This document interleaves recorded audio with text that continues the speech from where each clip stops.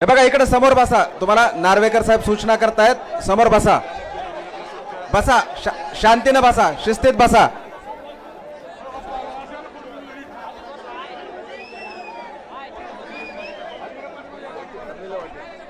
बसून घ्या समोर. बसा बसा. या इकडे समोर बसा. समोर बसा. बसून घ्या.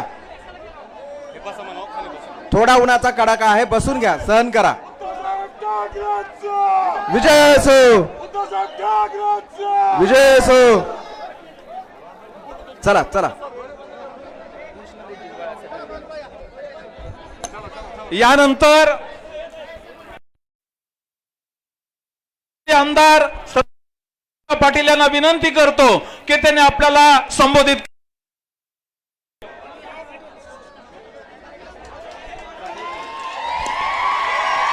कळंब तालुका काँग्रेस कमिटी व महाविकास आघाडीच्या वतीनं आदरणीय साहेबांचा सत्कार होत आहे.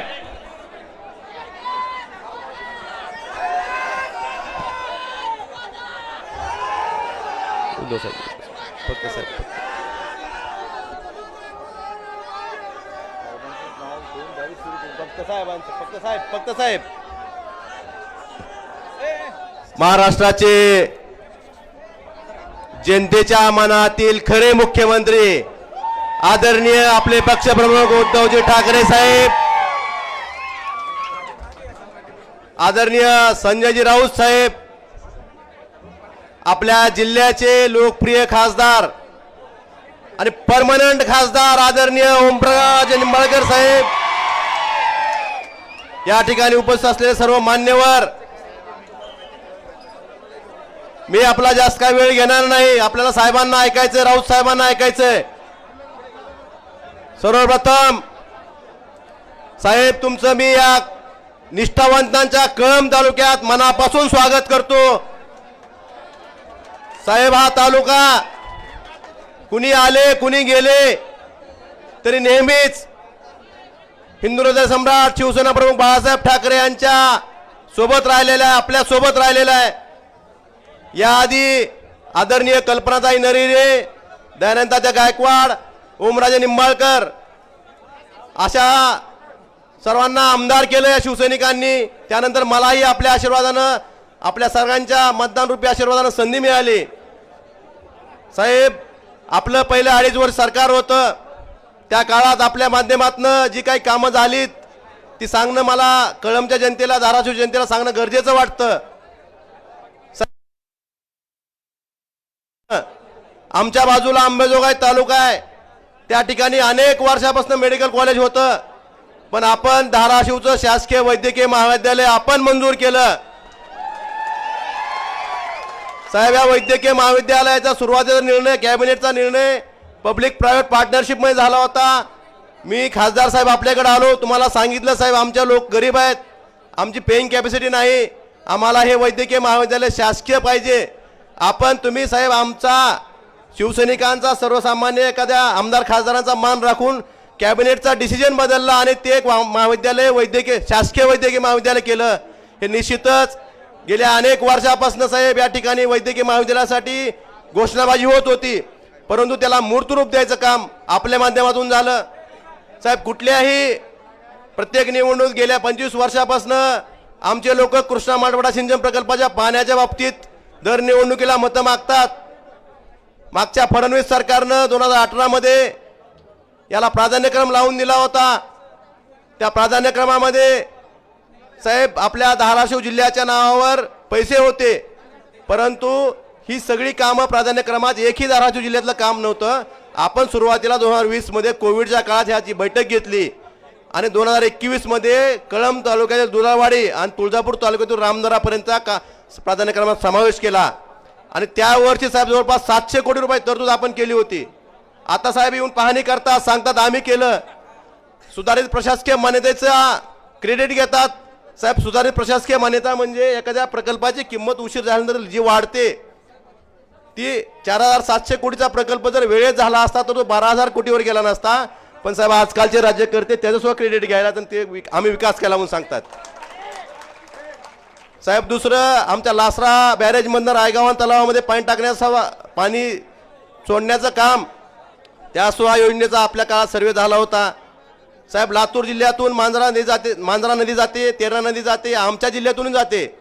लातूरमध्ये सगळे चेनमध्ये बॅरेजेस आहेत, पण आमच्या जिल्ह्यात बॅरेजेस नव्हते.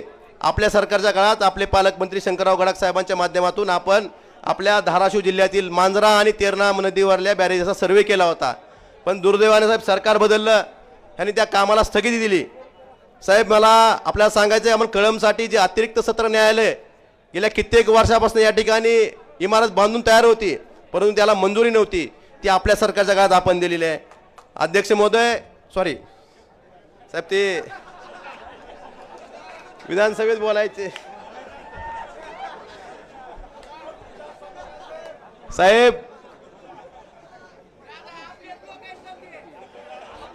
साहेब महाविकास आघाडी सरकारच्या काळामध्ये आपण रस्त्यासाठी वेगवेगळ्या योजनांसाठी भरपूर निधी दिला होता, परंतु ह्या सरकारनं जवळपास 135 कोटी रुपयाची कामं, रस्त्याची कामं होती साहेब, रोज ॲक्सिडेंट होत होते, परंतु मी त्यांच्यासोबत गेलो नाही म्हणून या कामाला स्थगिती दिली होती.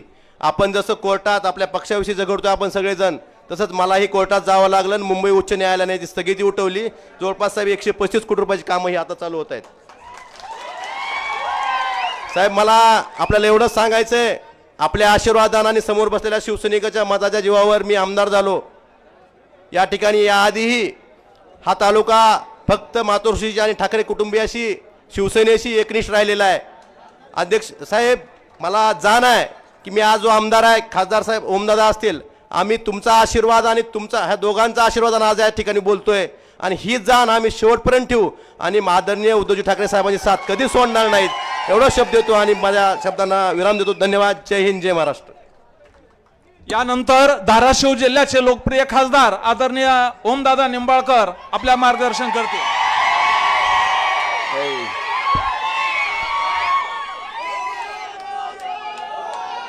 एवढ्या उन्हात जर एवढा उल्हास आहे साहेब, रात्री तर सभा घेऊ देत नव्हते आपल्याला. आज हे वैयक्तिक नाही घोषणा, एकच घोषणा फक्त. कोण आला रे, कोण आला, कोण आला रे, कोण आला. हा, आता जरा दम काढा. आज या ठिकाणी जनसंवाद दौऱ्याच्या निमित्तानं आपल्यामध्ये उपस्थित असलेले महाराष्ट्राचे कुटुंब प्रमुख, महाराष्ट्र राज्याचे मुख्यमंत्री असताना सुद्धा प्रत्येक माणसाला आपल्या कुटुंबातला सदस्य आपला कोणतरी वडीलधारी माणूस आपल्याला सांगतोय, ह्या पद्धतीची भावना प्रत्येक कुटुंबात निर्माण करणारे आदरणीय पक्षप्रमुख सन्माननीय उद्धवजी ठाकरे साहेब, या ठिकाणी मंचावर उपस्थित असलेले आणि खऱ्या अर्थानं साहेब दिल्ली पुढे शेपूट घालणाऱ्या प्रत्येक माणसानं तुमचा आदर्श घ्यावा की कितीही संकट आलं, कितीही मोठा संघर्ष करायची पाळी आली तर त्या ठिकाणी न झुकता त्या संकटाला सामोरं जाऊन त्याच्या छाताडावर बसून गाडायचं काम त्या ठिकाणी करणारे शिवसेनेचे ज्येष्ठ नेते सन्माननीय संजयजी राऊत साहेब, या ठिकाणी मंचावर उपस्थित असलेले शिवसेनेचे सचिव आदरणीय मिला गेलात तर त्याची किंमत आमची कुणी करू शकत नाही, इतकी मोठी ताकद आमच्या. बाकीचे बोके गेले साहेब खोके घेऊन, पण हे बहादर आमदार त्या ठिकाणी तितक्याच ताकदीनं तुमच्या पाठीमागे उभा राहणारा या तालुक्याचे निष्ठावंत आमदार सन्माननीय कैलासजी पाटील साहेब, मंचावर उपस्थित असलेले सगळ्याच मान्यवरांची आता क्षमा मागतो आणि आदरणीय व्यासपीठ आपला असा सर्वांचा उल्लेख करतो. काय अडचण नाही की काटमोरे साहेब, नाहीतर उद्या एखादं जायचं अजून तिकडं. असो, आता कोण जाणार राहणार राहिलं नाही. मला ह्या ठिकाणी सांगायचंय साहेब, निष्ठा म्हणजे काय असते. छत्रपती शिवाजी महाराजांची आपण आता 350च्या पुढची जयंती साजरी करतोय.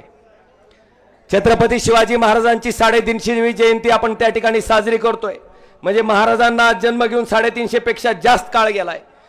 आज 350 वर्षाच्या नंतर सुद्धा सूर्याजी पिसाळ, खंडोजी खोपडे, आनाजी पंत सगळी कुठल्या यादीत नावं जातात?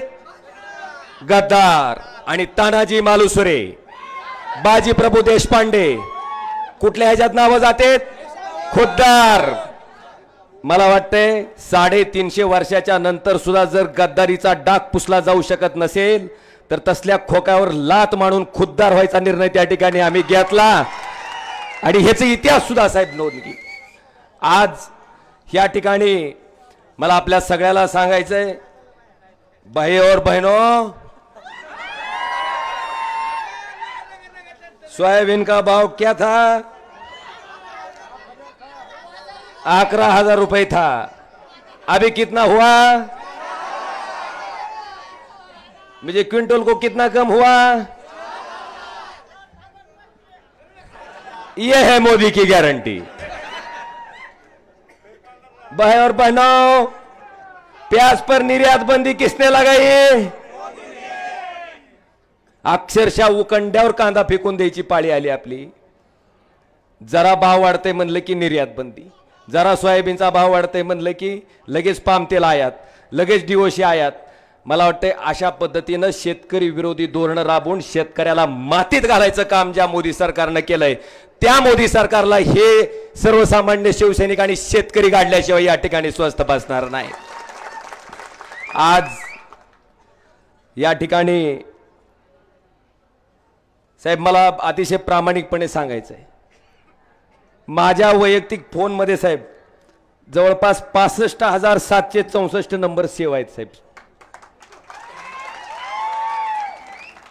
आणि कुठलं का काम असं ना साहेब, कुणी मॅनेजर बँकेचा ऐकत नसेल आपल्याला फोन, गायीकडं आजारी पडले डॉक्टर तपासायला नाही गेला तरी फोन, गाय धरून नेलं तरी फोन, गाडी पंक्चर झाली ज्यात भेटायला गेला तरी फोन, डीपी जळाला तरी फोन फोन. साहेब मला एवढंच सांगायचंय की ही कधी शक्ती निर्माण. आता सुद्धा गंमत सांगतो, तिथं शिवाजी पत्र्यापाशी उतरत होतो, पोलिसाला वाटलं असल्या कापडातलं कुठलं खासदार दिलं ढकलून मला पलीकडला. पण काय मला बी दिसलं नाही पोलीस, मी बी थोडं झटकलो, पण पुन्हा लक्षात आलं पोलीसच आहे नेमका. पण साहेब खासदार असून आमदार असून आम्ही कधी खासदार आमदारकीचा बळीजाव ठेवला नाही. ही खासदारकी ही आमदारकी तुमच्यासाठी आहे आणि तुमच्यासाठीच त्या ठिकाणी आम्ही त्या ठिकाणी पणाला लावणार. आज बरीचशी लोक म्हणतात की फोनवर बोलल्यानं काय होतंय. साहेब दिवसाकाठी साधारणतः 500 500 1000 कुणाला जर आता पावसाळ्यात कुत्र्याच्या छत्र्या उगवल्या आणि लई चुकाच्या छत्र्या उगवल्या आता भावी खासदाराच्या. माझं त्यांना जाहीर आव्हान आहे, एकच दिवस माझ्या फोनवरचे फोन उचलून दाखवायचे. तुम्हाला सांगतो एकच दिवस येईल लक्षात काय काम आहे ते.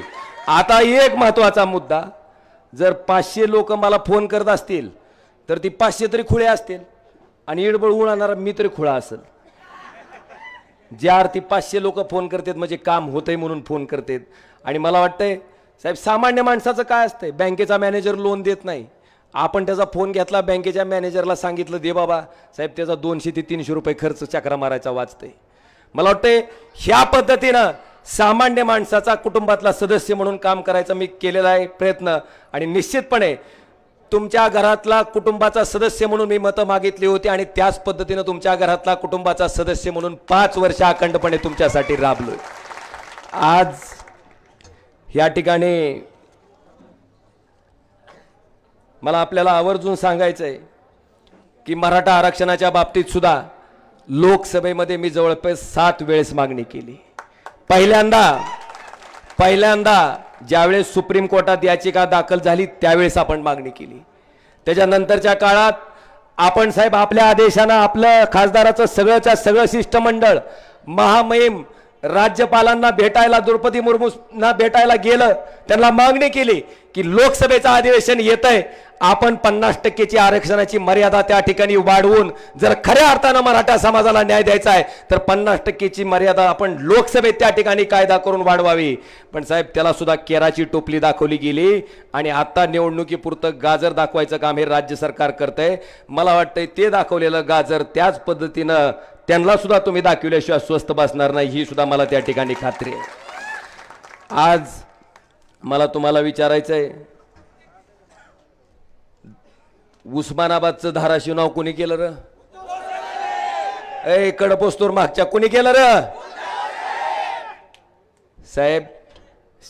धाराशिवचं शासकीय वैद्यकीय महाविद्यालय, उस्मानाबादचं धाराशिव नाव व्हावं, ज्याला हिंदुहृदय सम्राट शिवसेना प्रमुख बाळासाहेब ठाकरेंनी नेहमी धाराशिव म्हणून संबोधलं, ते राष्ट्रवादी आणि काँग्रेसला सोबत घेऊन करायचं महापराक्रमी काम जर कोणी केलं असेल तरी उद्धवजी ठाकरे साहेब आपण त्या ठिकाणी केलेलं आहे. आणि निश्चितपणे आता मला तुम्हाला सगळ्याला विचारायचंय, थांब घेतो यार, अण्णाच्या नावाशिवाय तर शिवसेना होऊ शकत नाही साहेब. नरसिंग अण्णा जाधव म्हणून या ठिकाणी जुने जिल्हा प्रमुख होते, ज्या माणसानं शिवसेनेचं रोपटं बाळासाहेबांच्या आशीर्वादाने या ठिकाणी लावलं आणि आपण बघताय साहेब त्या रोपट्याचा एवढा मोठा वटवृक्ष झालेला आपल्या सगळ्याच्या समोर या ठिकाणी दिसतोय. आणि म्हणून आपाबी आहेत र सगळी. आता सगळ्याची नावं घेऊन भाषण करू का नको? थांब की जरा, तू लय बीज कलाव गड्या उन्हात ताप लाव तुम्ही खरं. आता मला तुम्ही सांगा, आपल्या सगळ्या ह्याच्यामध्ये काय चाललंय सध्या? बघा साहेब कुठपर्यंत गेले बघितलं का? खुरपिणाऱ्या बाईला सुद्धा कळालंय ईडी सीबीआयचं धाक दाखवून ज्यांनी साहेब काळी संपत्ती जमवली त्या बोक्याला ह्याची भीती दाखवून सगळं तिकडं घ्यायचं काम चालू आहे. मला वाटतंय राऊत साहेबासारखे आणि आमच्यासारखेच इमानदार माणसं आहेत ज्याच्याकडे काळी संपत्ती बी नाही आणि त्या ईडी सीबीआयच्या धाकाच्या बापाला भेट नाहीत साहेब. आम्ही खंबीरपणे त्या ठिकाणी तुमच्या सोबत उभे आहेत. आणि बांधवानो, मला तुम्हाला विचारायचंय, आता सोयाबीनचा भाव 4,500 आलाय 11,000चा. आता आपल्याला परत 11,000ला सोयाबीनचा भाव न्यायचा आहे का नाही? तर माझ्या मागं मोठ्यानं घोषणा द्यायची. घोषणा बिंबीच्या देठापासून पाहिजे. जय श्रीराम. हा झाला 11,000 रुपये. आता बेरोजगार तरुण तरी एक सुद्धा नाही, पांढरप्रिवर एक सुद्धा पोरग दिसत नाही का नाही रे? सगळ्याला लाख लाख रुपयाच्या नोकऱ्या आहेत. मोदी की गॅरंटी 2 करोड नोकऱ्या मिळाल्या का? आता नोकऱ्या मिळायचा दुसरा मंत्र आहे. कर्नाटकात दिलता बघा मोदी साहेबांना, बजरंग बली की. अरे एवढ्यानं नाही, ती शंका घेतील आपल्यावर. बजरंग बली की. हा लागल्या नोकऱ्या. अरे हिंदुत्वाचं सर्टिफिकेट बाळासाहेब ठाकरेच्या शिवसैनिकाला असल्या फुडतूस लोकांनी द्यायची गरज नाही. आम्ही हिंदू आहोत, आम्हाला सांगायची गरज नाही तुझी. पण पोटात आग पडलेले असताना, शेतकरी मारला जात असताना, आत्महत्या करत असताना, तरुण युवक बेरोजगार असताना त्याच्या प्रश्नाकडे आपण लक्ष वेधलं तर आपल्याला काय म्हणते? कळलं का नाही गणित? बांधवानो, ह्याच्या बाबतीत आता जागरूक व्हा. विषय असंख्य आहेत, बरेचसे विषय आता या ठिकाणी बोलण्यासारखे आहेत. आज आपल्या सगळ्याच्या माध्यमात पत्करलेले आहे. अरे किमान तुम्हाला मदत करता येत नसेल, विरोध तरी करू नका बरं. एवढं तरी भान बाळगा, एवढं तरी भान बाळगा म्हणा. आज जेव्हा मराठा समाजा सामान्य कुटुंबातली लोकसाहेब आपण बघितलं असेल, अनेक शेतकरी, असंख्य शेतकरी साहेब आत्महत्या करतात. पूर्वी 10 एकर जमीन होती, 10ची 5 झाली, 5ची 2.5 झाली, आता गुंट्यावर आलेली आहे. अतिशय दयनीय परिस्थिती आहे. त्या माझ्या बांधवाला आरक्षण मिळावी ही रास्त मागणी त्या ठिकाणी आहे. आणि आपण नेहमी साहेब त्याच्या बाजूने त्या ठिकाणी उभे राहिलेला आहात. कायदेशीर काय करणं गरजेचं आहे हे आपण सरकारला सांगतोय, पण सरकार लोकांना खेळवण्यासाठी काय गरजेचं आहे तेवढं काम करतंय. आता हे गद्दारीतनं तयार झालेलं सरकार येणाऱ्या 2024ला गाडल्याशिवाय आपण स्वस्थ बसणार. आणि एक सांगतो, आता काय अडचण वाटते का आपल्याला साहेब? मी आणि कैलास दादा इतकं माणसात असतो, सेल्फी काढणाऱ्या माणसाने जरी मतदान टाकलं तरी माझं 6 लाखाच्या पुढे जाईल साहेब. मला तुम्हाला एकच आवाहन करायचंय बाबांनो, मला तुम्ही सांगा, 2019ला मी खासदार म्हणून निवडून आलो. आपली भारतीय जनता पार्टीची युती होती. ही काय म्हणते तर काय म्हणते ती? अरे त्यांना सांगा की ह्याच मतदारसंघातून कल्पनाताई नरहिरे ज्यावेळेस मोदीचा जन्म सुद्धा झाला नव्हता तेव्हा 2004ला खासदार होत्या. त्यांना सांगा अरविंद कांबळे मोदीचा राजकीय जन्म झालेला नसताना सुद्धा हिंदुहृदय सम्राट शिवसेना प्रमुख बाळासाहेब ठाकरेंच्या आशीर्वादानं धनुष्य बाणावर त्या ठिकाणी खासदार होते का नाही रे? मग आता साहेब कोण कुणामुळे झालं? आणि म्हणून जरा हुकलं काय, उन्हामुळे झालं काय की शिवाजी बापू काम नाही होते का नाही? पण त्यांना सांगा रे जरा. आता मला तुमच्याकडून एकच अपेक्षा आहे, 2024ला आपल्याला, मी मागच्या वेळेस 1,27,000 मतांना काहीतरी निवडून आलतो, पण बांधवानो मागच्या वेळेस जेवढ्या लीडनं निवडून आलो होतो, आता आपण मोदीच्या विरोधात आहोत का नाही रे? त्याच्यापेक्षा एक तरी मत आगाव मला तुमच्याकडून पाहिजे, तरच बाळासाहेबाचा पट्ट्या म्हणून मी त्या ठिकाणी सांगेन. आणि मला खात्री आहे की आपण इमानदारीनं जर काम केलं असेल तर जनता सुद्धा साहेब इमानदारीनंच त्याची फेड करते. आणि निश्चितपणे आम्ही आपल्याला विश्वास देतो साहेब, असली गद्दारी किती जरी झाली असली, किती जरी बोकं, साहेब आम्हाला लक्षात येते तुमच्या वेदना. साहेब आमचा ग्रामपंचायतचा एखादा सरपंच केलेला माणूस फुटला तर आम्हाला रात्रभर झोप येत नाही साहेब. साधा ग्रामपंचायतचा सरपंच केलेला 40 लोक साहेब, कोण पांटप्रियोर होतं, कोण रिक्षा चालवित होतं, कोण कुठं काय काय करीत होतं साहेब. अशी माणसं सगळी मोठी, बरं नुसती मोठीच नाही, सामान्य कुटुंबातली माणसं, आमदार, खासदार, मंत्री, मुख्यमंत्री, लोकसभेचा अध्यक्ष ज्या शिवसेनेनं केला, मला वाटतं जगामध्ये आणि भारतामध्ये फक्त एकच असा पक्ष असेल, हिंदुहृदय सम्राट शिवसेना प्रमुख बाळासाहेब ठाकरे आणि उद्धवजी ठाकरे साहेबांची शिवसेना. साहेब हे आपण घडवलंय. पण साहेब 4 टर्म मंत्री आमदार होऊन म्हणतात आमच्यावर अन्याय झाला. होय र, आमदार खासदार गेल्यावर अन्याय होते का? आता ह्यांचा अन्याय ठेवचाल का तुम्ही? फक्त वाट बघतेत साहेब, वाट बघून आहेत 2024 हा खपटाच्या आड गेल्यावर 100% कार्यक्रम ठरलेला आहे. खरं तर आपल्याला उद्धवजी ठाकरे साहेबांना ऐकायचंय, खरंच बोलण्यासारख्या बऱ्याचशा गोष्टी आहेत, पण आता मी आपला फारसा काही वेळ घेत नाही. पण साहेब निश्चितपणे आपण आल्याच्या नंतर जी शिवसैनिकामध्ये एक ऊर्जा आलेली आहे, आज तुमच्या तब्येतीची आम्हाला कल्पना आहे साहेब. इतक्या सगळ्या स्वतःच्या आरोग्याच्या अडचणी असताना सुद्धा त्या कुणाचीही पर्वा न करता स्वतःच्या जीवावर उदार होऊन आपण साहेब पूर्ण महाराष्ट्राचा दौरा करताय. खरंच तुमच्या इच्छाशक्तीला सलाम आहे साहेब आमचा. आणि तुम्ही घेतलेली मेहनत हा सर्वसामान्य शिवसैनिक कधीही वाया जाऊ देणार नाही. ज्यावेळेस साहेब आपण वर्षा बंगला सोडत होतात त्यावेळेस सांगतो साहेब, राजकारणाचा ज्या माता भगिनीचे काही संबंध नाही, अशा माझ्या माता भगिनीच्या सुद्धा डोळ्यात आसवं होती साहेब, मन रडत होतं साहेब. आणि खात्रीनं सांगतो की त्या आसवाचा हिशोब ही जनता येणाऱ्या निवडणुकीत घेतल्याशिवाय राहणार नाही, एवढं या ठिकाणी सांगतो. आणि आपल्या सगळ्यांची रजा घेतो. धन्यवाद. जय हिंद, जय महाराष्ट्र. यानंतर आदरणीय खासदार संजयजी राऊत साहेब.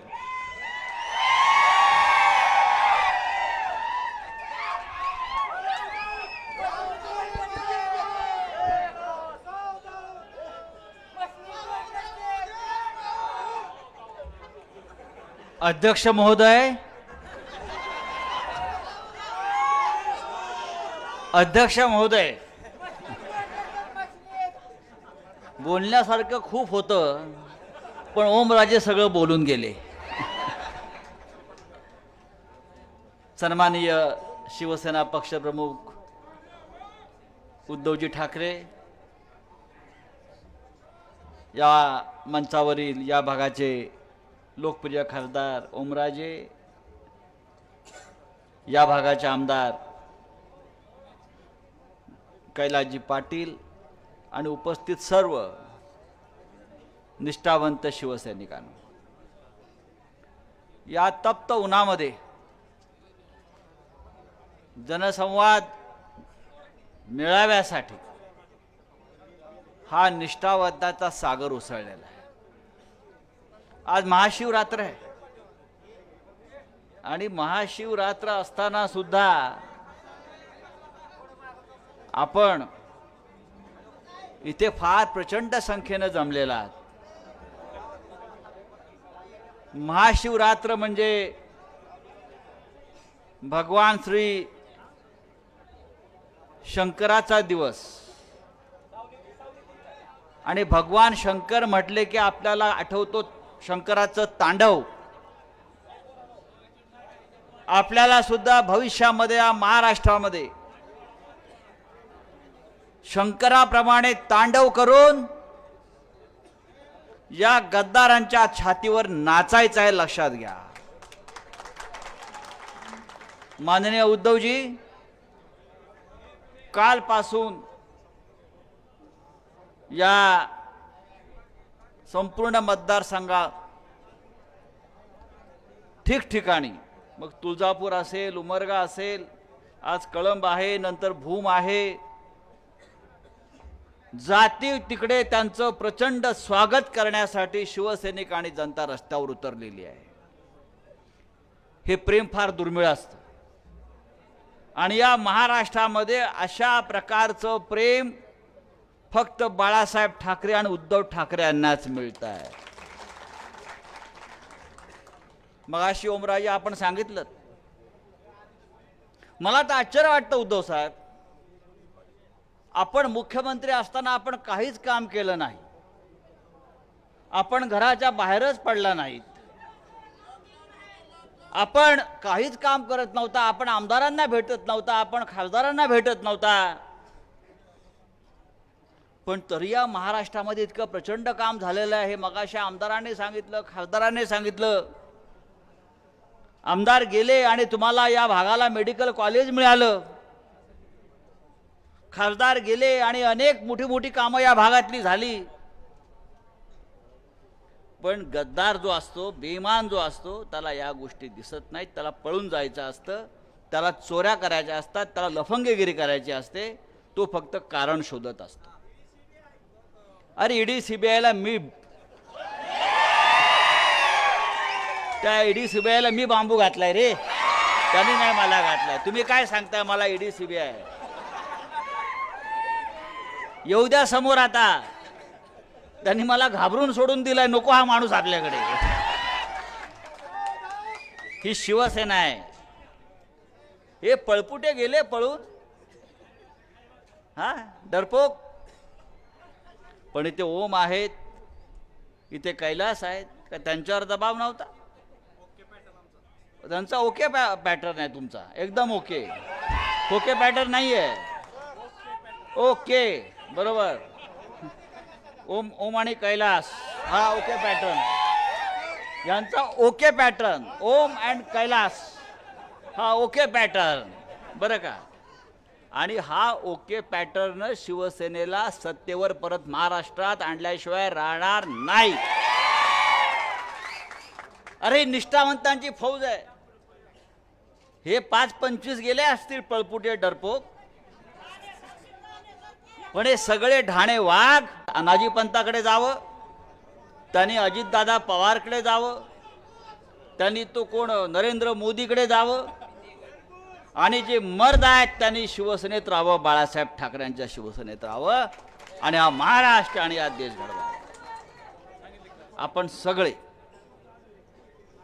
सगळे मर्द आहात.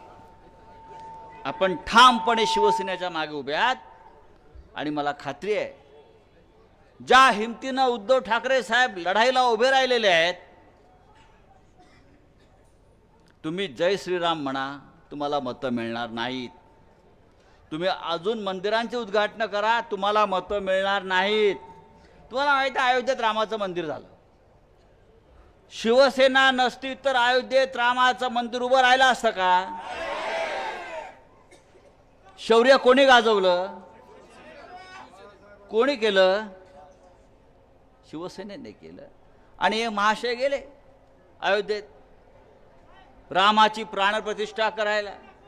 आपण टीव्ही पाहिला असेल, आपण टीव्ही पाहिला असेल, प्राणप्रतिष्ठा प्रभू श्रीरामाची आहे की नरेंद्र मोदीची आहे तेच कळत नव्हतं. प्रभू रामाची मूर्तीच दिसत नव्हती. हे सगळे कॅमेरे नरेंद्र मोदीवर, आम्ही रामाला शोधतोय कॅमेरे मोदीवर. हे यांचं सगळं धोरण आहे. आणि आमचा राम कशामध्ये? हा आमचा प्रभू श्रीराम मुख्यमंत्री पदावर बसून त्यांनी महाराष्ट्राची करोनाच्या काळाची काळजी घेतली.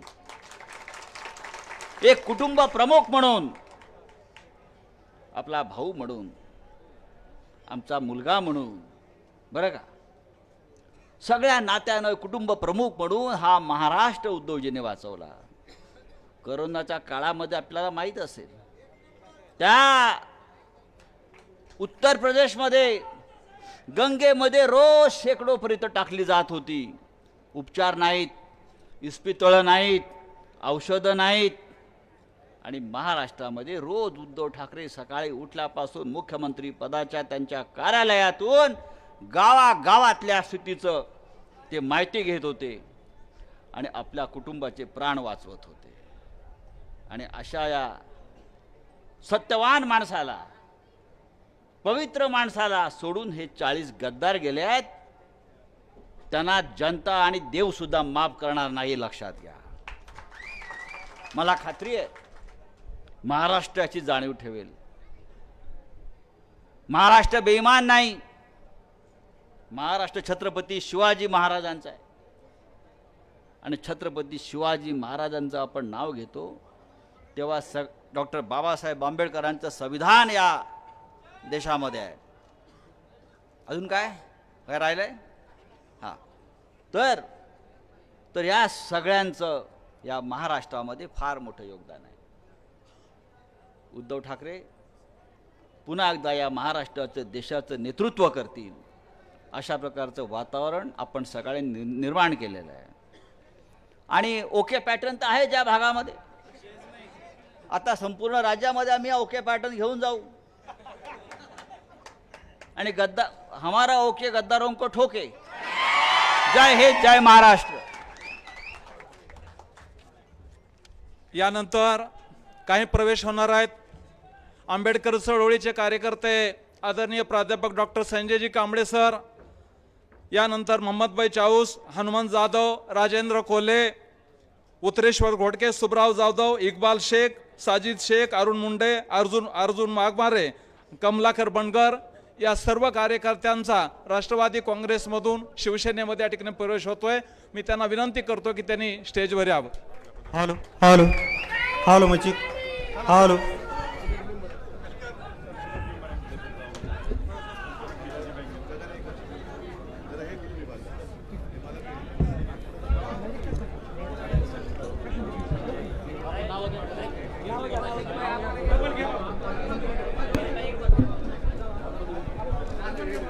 माननीय डॉक्टर संजयजी कांबळे सर, यानंतर राजेंद्रजी कोल्हे, बाळासाहेब पाटील, मोहम्मद चाऊस, हनुमान जाधव, उत्तरेश्वर घोडके, सुब्राव जाधव, इक्बाल शेख, साजिद शेख, अरुण मुंडे, अर्जुन वाघमारे, कमलाकर बनकर, रमेश पवार, अशोक रोकडे या सर्वांचा या ठिकाणी उद्धव बाळासाहेब ठाकरे या शिवसेनेमध्ये प्रवेश होतोय.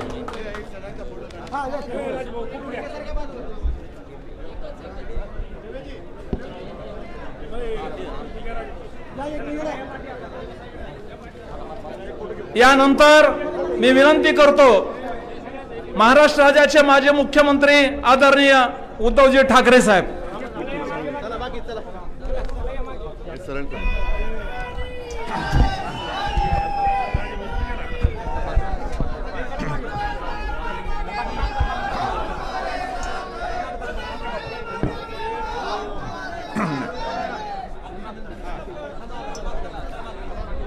जमलेल्या माझ्या तमाम हिंदू बांधवांनो, भगिनी आणि मातांनो,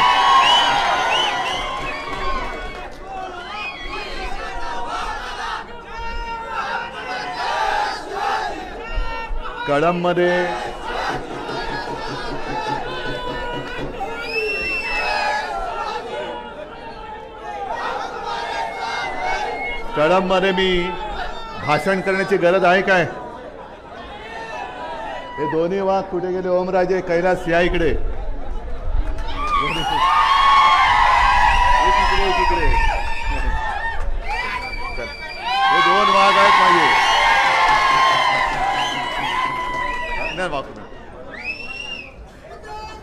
आणि तुम्ही आहात, त्याच्यामुळे मला वाटतं चॅनलवरती लाईव्ह दाखवत असाल. दाखवताय का रे? लाईव्ह दाखवताय ना? बरं दादा, तुम्ही कॅमेरा सेट करून खाली बसला तर बरं होईल, पाठीकडे. हे तुम्ही पण बसा. मी एवढ्यासाठी विचारलं लाईव्ह दाखवतोय, मला टीव्हीवरती चमकायचं नाहीये. मला संपूर्ण देशाला दाखवायचंय की निष्ठा कशाला म्हणतात आणि वाघ कोणाला म्हणायचं. ही लढाई जी आता होते आहे ती लोकसभेची आणि विधानसभेची, ही लढाई नुसती पक्षांची नाहीये. ही वाघ विरुद्ध लांडगे. तुम्ही कोण आहात? बेईमानी विरुद्ध इमानदार. तुम्ही कोण आहात? गद्दार विरुद्ध निष्ठावान. तुम्ही कोण आहात? हे संपूर्ण महाराष्ट्राने ठरवायचंय की मी गद्दार आहे की मी निष्ठावान आहे, मी वाघ आहे की मी लांडगा आहे, मी इमानदार आहे की मी बेईमानी करणार आहे. आणि ही गद्दारी, ही बेईमानी, ही उद्धव ठाकरेशी नाही, शिवसेनेशी नाही, तर ती छत्रपती शिवाजी महाराजांच्या महाराष्ट्राशी तुम्ही करणार आहात. तुम्ही म्हणजे जे आपल्यात येणार नाहीत ते मी म्हणतोय, जे इमानदारीच्या बाजूने राहणार नाहीत त्यांच्याबद्दल मी म्हणतोय. आज महाशिवरात्र आहे आणि महिला दिन पण आहे. हॉटेलमधनं निघताना तिन्ही पक्षाचे, चारही पक्षाचे, पाचही पक्षाचे म्हणजे शिवसेना, काँग्रेस, राष्ट्रवादी, वंचित, आम आदमी पार्टी, सगळेच नेते आले होते, कार्यकर्ते आले होते आणि महिलाही आल्या होत्या. दोन शब्द बोलावे लागतातच. मी बोलताना म्हटलं की महिला दिनाच्या शुभेच्छा आम्ही खरं कोणत्या तोंडाने द्यायच्या, कारण मणिपूरमध्ये जे काय घडलंय ते आता बोलूही शकत नाही. आपल्या पदक विजेत्या महिला कुस्तीगीर त्यांनी न्यायासाठी टाव फोडला, त्यांची दखल कोणी घेतली नाही. अनेक ठिकाणी आजही महिलांवरती अत्याचार होत आहेत आणि आम्ही तुम्हाला कोरड्या आपल्या शब्दात शुभेच्छा द्यायच्या. महिला दिनाच्या शुभेच्छा म्हणजे काय दिलं नेमकं मी? काय त्यातनं आम्हाला तरी काय मिळते आणि तुम्हाला तरी काय मिळते? म्हणून मी आज केवळ राज्यातल्याच नव्हे तर तमाम आपल्या देशातल्या तमाम माझ्या माता भगिनींना हात जोडून विनंती करतोय. काल तुळजाभवानीचं मी दर्शन घेतलं. योगायोगाने इथे येताना कालीमातेचं मंदिर आहे. मी महिलांना आज विनंती करतोय हात जोडून, आम्ही संघर्षाला उतरलोय. जगामध्ये एकमेव देश आपला असा आहे की जिला आपण आपली माता मानतो, भारत माता. महिला दिनाच्या शुभेच्छा जर द्यायच्या असतील तर भारत मातेला दिल्या पाहिजेत. आणि त्या शुभेच्छा देताना आपण सगळ्यांनी आणि विशेष करून महिला माता भगिनींनी आता तुम्ही नुसत्या शुभेच्छा घेऊ नका. तुम्ही आता महिषासूर मर्दिनीचं रूप धारण करा, तुम्ही काली मातेचं रूप धारण करा. आणि जो हुकुमशाह, जी हुकुमशाही माझ्या भारत मातेला गिळायला निघाले, त्या हुकुमशाह सुराचा, नवीन महिषासूर असतो तसा हुकुमशाह सूर, त्याला खतम करा. तर आणि तरच महिला दिनाच्या काहीतरी शुभेच्छा आपण एकमेकाला, म्हणजे आम्ही भाऊ म्हणून तुम्हाला आणि तुम्ही माता भगिनी म्हणून आम्हाला आशीर्वाद तुम्ही देऊ शकाल. नाहीतर काय उपयोग आहे त्याचा? जसं ओमराजे तुम्ही बोलत होतात, कैलास तुम्ही बोलत होतात, आणि कैलास तुम्ही तुमची आता मस्करी नाही करत, पण अध्यक्ष महोदय ही बोलायची सवय सोडू नका, कारण उद्या पण तुम्हाला ते बोलायचंच आहे, वर्षानुवर्ष बोलायचं आहे. आणि ओमराजे तुम्ही सुद्धा उद्या तर आपलंच सरकार दिल्लीमध्ये येत आहे, येणारच, आणणारच. आणावंच लागेल, कारण तुम्हाला आता तुम्ही ओमराजे काय करतायत, कैलास भाऊ काय करतोय तुम्हाला माहिती आहे.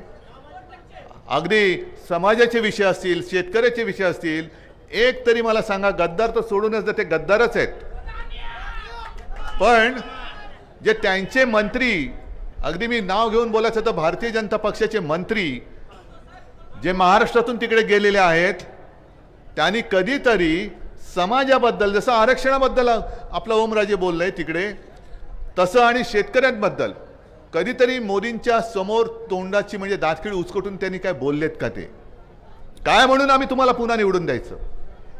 गेल्या वेळेला युती होती, ठीक आहे, म्हणजे आज ते त्यांनी एक नवीन सुरू केलंय की हा उद्धव ठाकरे हा पक्षप्रमुखच नाही. मग हे कशाला जमलेत माझ्याकडे? काय आहे? जा अमित शहाना विचारा, काल परवाकडे येऊन गेले, बोलवा त्यांना इकडे. आणि इथे मुलं बाळे बसले तिथपासून अगदी माझ्या आजोबांच्या वयाचे सुद्धा कोण असतील त्यांना विचारा शिवसेना कोणाची आणि पक्षप्रमुख कोण विचारा. पण ज्या गृहमंत्र्याला, देशाच्या गृहमंत्र्याला छत्रपती संभाजीनगर आणि धाराशिव हे नामांतर कोणी केलं हे माहिती नाही, ते म्हणे आम्ही केलं. 10 वर्ष आम्ही तुमच्या सोबत होतो. देवेंद्र फडणवीस मुख्यमंत्री होते तेव्हाही आम्ही तुमच्या सोबत होतो. का नाही केलं तेव्हा तुम्ही नामांतर? पण हा असा गृहमंत्री ज्याला घरामध्ये काय चालले ते माहिती नाही आणि ते आम्हाला संपवायला निघालेत. अरे भाऊ थांब जरा, उचात नको येऊ, जरा थांब, जरा जरा जरा जरा जरा जरा ठीक आहे, जरा थांब एकदम. अरे थांब जरा, जरा थांब, जरा थांब. तुम्ही बोलताना मध्ये बोलू नका, मग मला जे बोलायचं ते मध्ये तुटेल. ते ज्या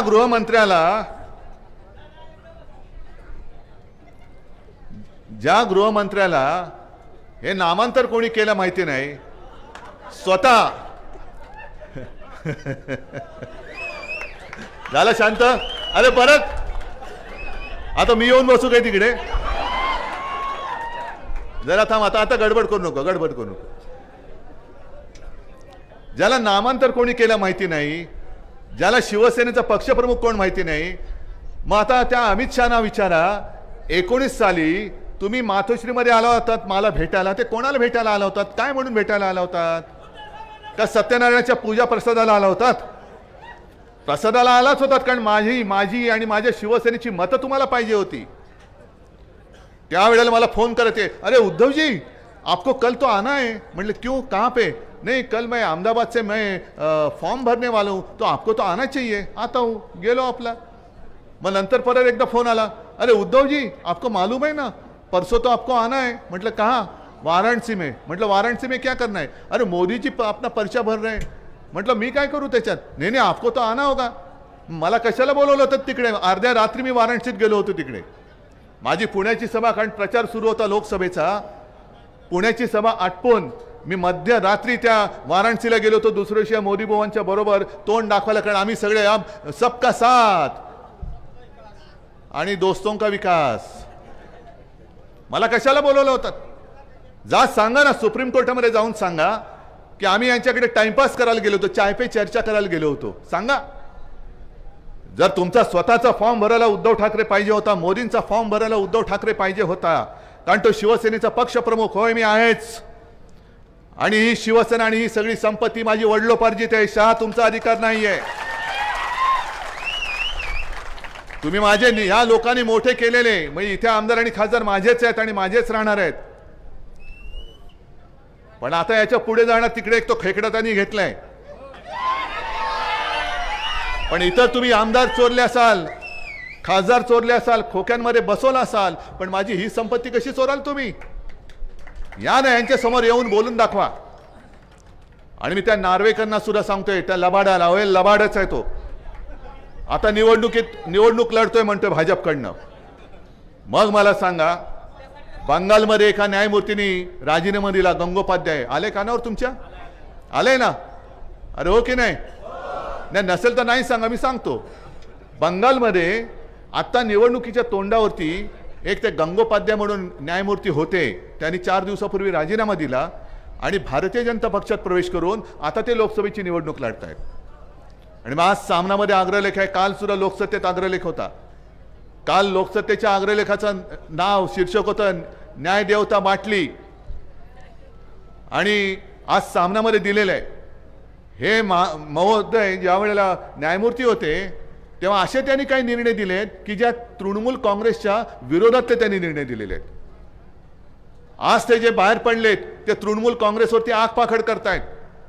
मग तुम्ही त्या खुर्चीमध्ये बसला होता, त्या खुर्चीचं पावित्र्य तुम्ही राखलं होतं हे कशावरून?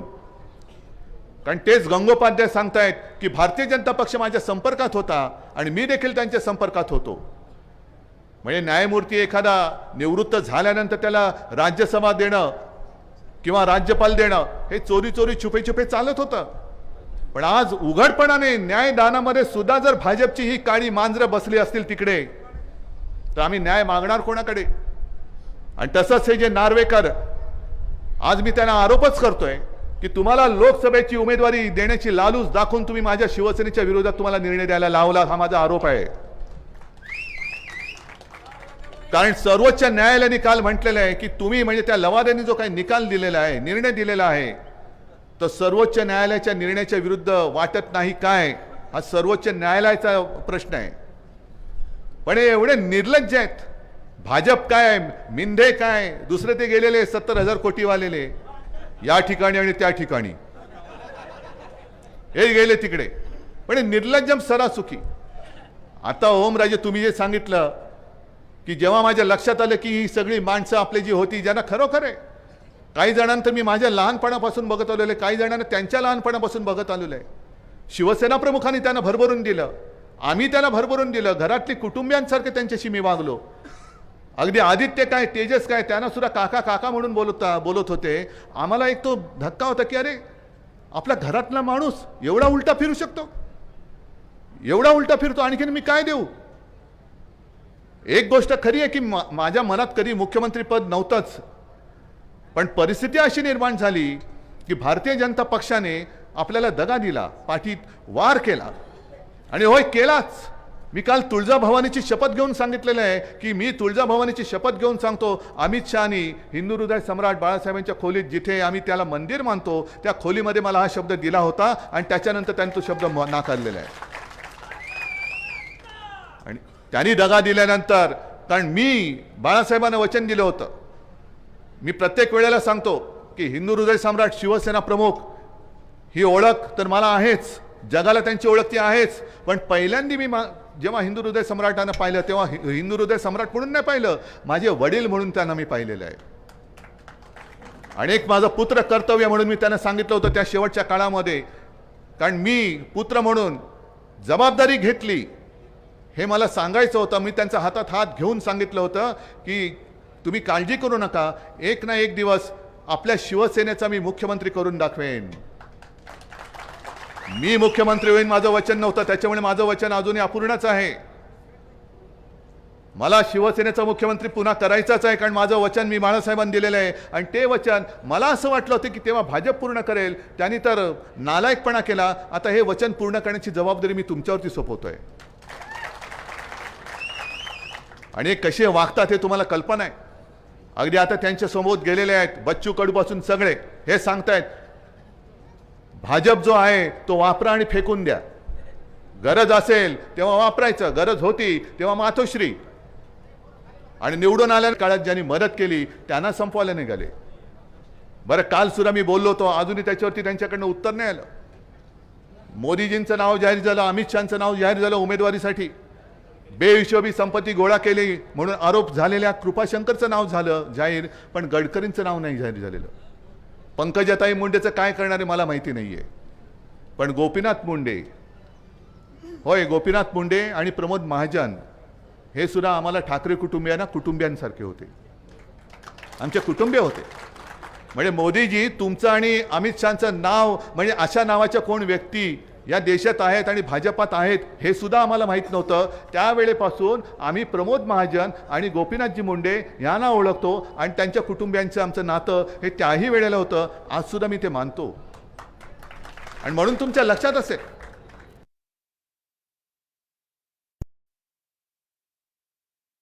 आम्ही त्यांना धडा शिकवला. अरे धडा तर तुम्हाला शिकवायचा अजून बाकी आहे, हे बसलेत माझ्यासमोर. पण 19 साली तुम्ही मोदींचे फोटो लावून निवडून आलात. 2014 साली आम्ही तुमच्याबरोबर युती केली होतीच, पण मोदी पंतप्रधान झाल्यानंतर विधानसभेमध्ये आम्ही तेव्हाही हिंदू होतो, आजही आहोत, उद्याही आहोत. हिंदुत्व म्हणजे असं काही धोतर नाहीये की पाहिजे तेव्हा नेसलं आणि नको तेव्हा सोडलं. पण 2014 साली भारतीय जनता पक्षाने युती तोडली होती. मग तेव्हा का म्हणून तुम्ही युती तोडली होती, कशासाठी तोडली होती? पण तरी देखील एक हिंदुत्व म्हणून आम्ही पुन्हा तुमच्यासोबत आलो. म्हणजे त्याच वेळेला हे आपल्याला संपवायला निघाले होते. आणि एका जबाबदार भारतीय जनता पक्षाच्या नेत्यांनी सांगितलेलं आहे, तेव्हा 2014ला जेव्हा आपली युती नव्हती ते घरी आले होते, आज सुद्धा ते आहेत. आणि त्यांनी मला सांगितलं की उद्धवजी आपने तो कमाल किया. म्हटलं मैंने क्या किया? तो नहीं, दिल्ली में ऐसे चर्चा हो रही थी हमारे बीच में की अब बालासाहेब तो नाही रे. मग किती नालायक नीच लोक आहेत बघा. अरे ज्यांनी तुम्हाला वाचवलं, ज्यांच्या पक्षाने तुम्हाला, अगदी मी काल परवाकडे बोललो होतो, आम्ही तुम्हाला खांद्यावरती घेऊन महाराष्ट्र फिरवला. जर आम्ही तुम्हाला खांद्यावरती नसतं घेतलं, आज तुम्हाला 4 खांदे सुद्धा नसते मिळाले. पण त्या शिवसेनेला म्हणे अब उद्धव के साथ कोई आ नाही सकता. बघा ना, अजूनही येत आहेत लोक. पण त्याच्या पुढचं वाक्य महत्वाचं होतं 2014चं, अब समय आया है शिवसेना को खत्म करो. तुम्ही शिवसेनेला खतम करायला निघालात. तुम्ही गोपीनाथजींच्या मुलीला सुद्धा तिचं राजकीय आयुष्य खतम करायला निघालात. 2014 साली युती तोडल्यानंतर देखील मी माणुसकी जपली होती. पंकजाताईच्या विरुद्ध मी उमेदवार दिला नव्हता दिला मी उमेदवार. कारण आम्ही नातं जपणारी माणूस आहोत. आम्ही नातं जपणं हे आमचं हिंदुत्व आहे. कामापुरता मामा, काम झालं की तोडून द्या, फेकून टाका, संपवून टाका, हे आमचं हिंदुत्व नाहीये. आणि काल काय मी रोज बोलते, आता सुद्धा तुम्हाला मी सांगतोय की काय ही कसली लढाई आहे. उद्धव ठाकरेची लढाई नाही, ही आपल्या सगळ्यांची लढाई आहे. का मला मुख्यमंत्री पदावरून खाली खेचलं?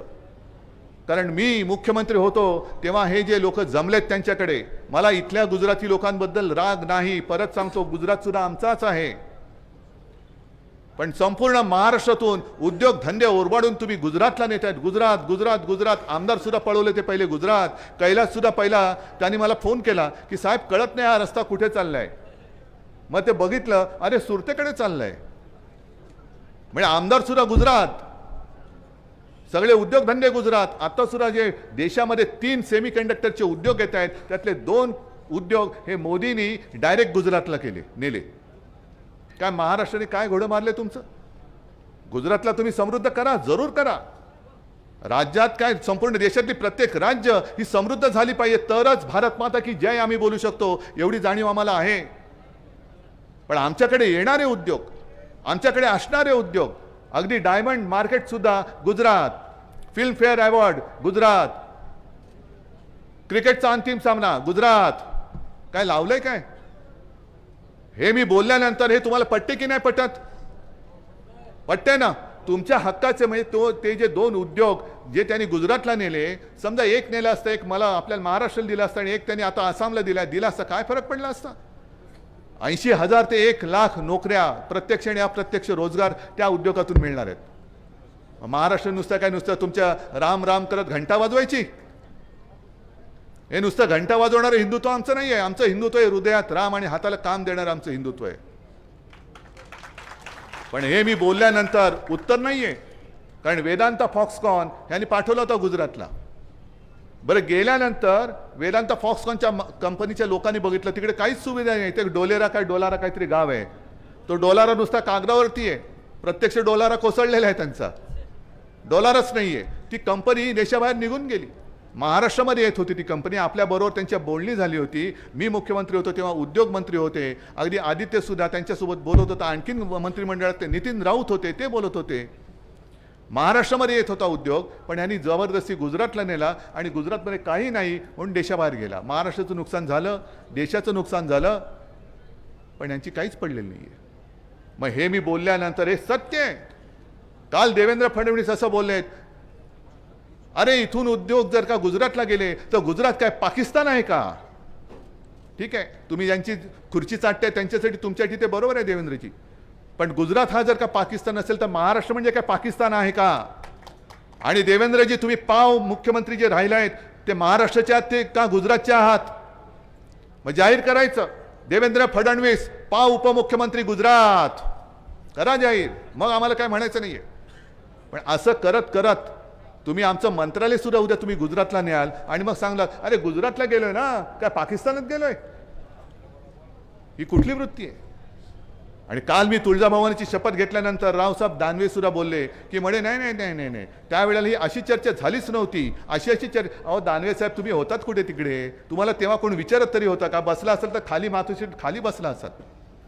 आणि त्याहीपेक्षा मी या जनतेला विचारतो, रावसाहेब दानवेंसाठी अमित शाह देव असतील, पण माझ्या महाराष्ट्रासाठी तुळजाभवानी माझी माता आहे ना रे? मग तुमचा विश्वास उद्धव ठाकरेंनी घेतलेल्या तुळजाभवानीच्या शपथेवर आहे की दानवेने घेतलेल्या रावसाहेब दानवेने घेतलेल्या अमित शहाच्या शपथेवर आहे? मला सांगा. आणि एवढा खोटारडेपणा मी आई जगदंबेच्या दारामध्ये येऊन तिच्या मंदिरात जाऊन हे असं करू शकेन असं तुम्हाला वाटतं? मला खोटं बोलण्याची गरज नाही आहे, कारण जे मी बोललोय अगदी आई वडिलांची शपथ घेतलेली आहे, आई भवानीची शपथ घेतलेली आहे, आणखीन कोणाची शपथ घेऊ? पण केवळ अमित शहा बोलेल ते ब्रह्मवाक्य हे दानवे साहेब तुमच्यासाठी असेल, आमच्यासाठी त्या वाक्याला काडीची किंमत नाही आहे.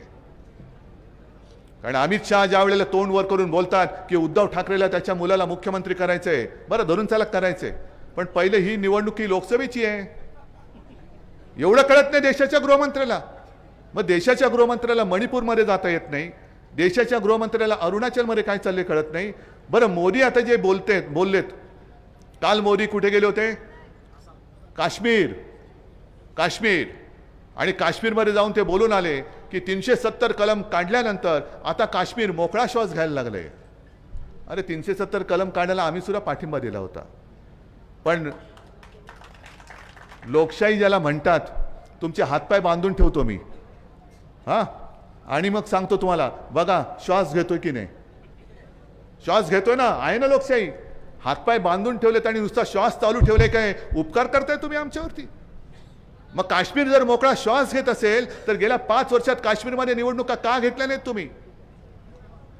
आता लोकसभेच्या निवडणुका आल्या आहेत आणि कोर्टाने त्यांना तंबी दिली 6 महिन्यात निवडणुका घ्या, म्हणून तुम्हाला ती निवडणूक घ्यावी लागते. पण काश्मीर खरंच मोकळा श्वास घेत असेल तर काश्मीरमध्ये आजपर्यंत मोदींनी निवडणुका का घेतल्या नाहीत, ह्या प्रश्नाचं उत्तर तुम्ही द्या. आणि मग त्याच्याही पुढे जाऊन मी तुम्हाला सांगतो, मोदीजी तुम्ही काश्मीरमध्ये गेला होतात, बाजूला लेह लडाखमध्ये का नाही गेलात? कारण लेह लडाखमध्ये तुम्ही बघितलं असाल नसाल, लाखो लोक रस्त्यावरती उतरले होते, लाखो लोक. कारण मोदीजींनी त्यांना जी आश्वासनं दिली होती, मोदी गॅरंटी, 10 वर्ष झाली, गॅरंटीचा पत्ता नुसता टी आहे पण गॅरंटी नाही आहे. चाय पे चर्चा आहे, तो टी आहे पण गॅरंटी नाही आहे. मणिपूरमध्ये तर जायची हिंमतच नाही आहे. मी काल बोललो ना, हे गृहमंत्री जे आहेत